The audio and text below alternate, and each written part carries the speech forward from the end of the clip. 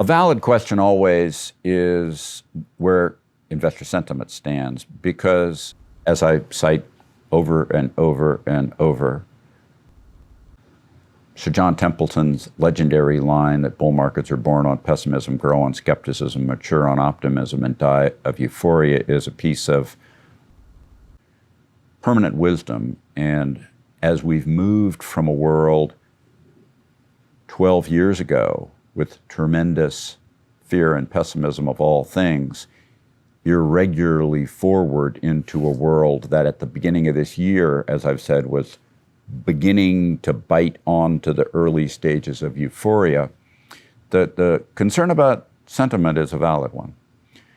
But in fact, since about March, while we've had a stock market that up until about a month ago was rip-roaring and over the course of the last month has kind of wiggled sideways, we see sentiment actually having backtracked fairly significantly. A lot of the features that were heavily beginning to get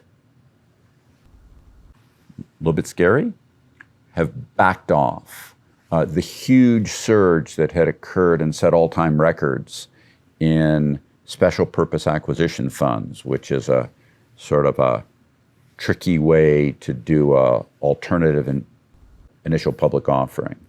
The move toward non-fungible tokens, which are these bizarre ways to have something be traded at a very high level, supposedly backed by some form of crypto. And crypto itself in the spring, spiking to record pricing. These and other signs, for example, early in the year, surveys from institutional investors showed most institutional investors expecting to see mildly higher prices year ahead. Now, of course, stocks have done much better than that, so they were wrong about that. But now we've seen a world where they actually expect lower prices by the end of the year. And they're almost always wrong, so you should see that as a positive sign. The back off in special purpose acquisition offerings, both in terms of some that blew up and others that were stalled off from regulatory concerns, and in fact, regulatory concerns not just from our government, but also from foreign countries, have led that as well as crypto to become more, if you will, down to earth. All of these are actually signs that sentiment is backed off. John Templeton's line is a good one.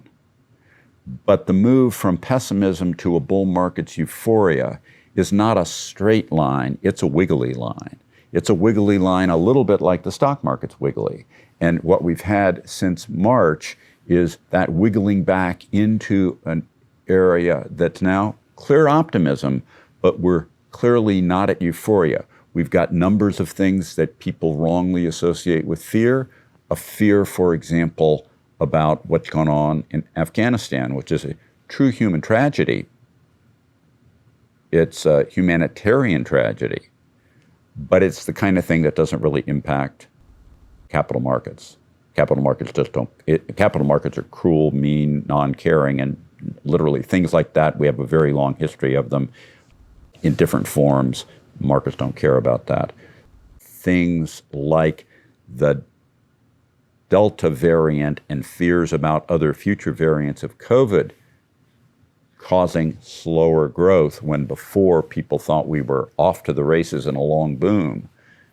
This also was an optimism that was always a false optimism because, as I've said from early in the year, what we really did was had a fairly strong upturn that was moving us back toward normalcy. But then we hear people say, and there's some validity to it, that what's gone on with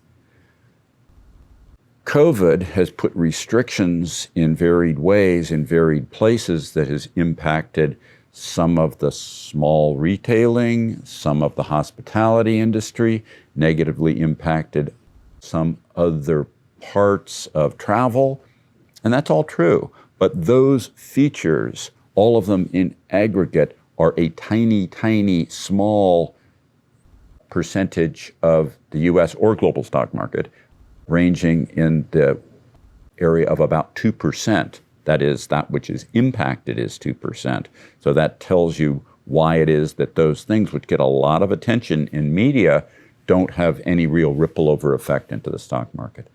These features have moved us back into what I would call an area where sentiment now, having wiggled backwards a little bit from where it had been, now has room to run as we move into the next leg of this long bull market.